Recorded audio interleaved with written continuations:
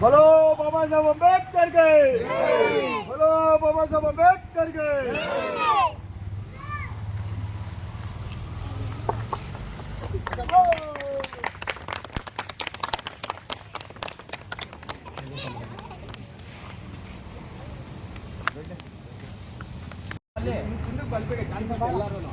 ಅವರು ಸುಮ್ಮನೆ ಇರಲ್ಲ, ಅವರು ಸುಮ್ಮನೆ ಏನೋ ಒಂದು ಕೊಣ ಅಂತ ಮಾಡ್ತಾ ಇರ್ತಾರೆ.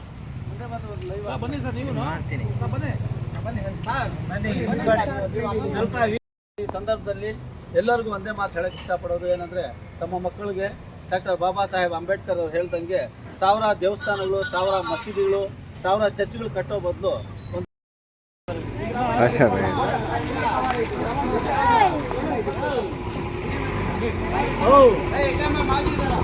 आया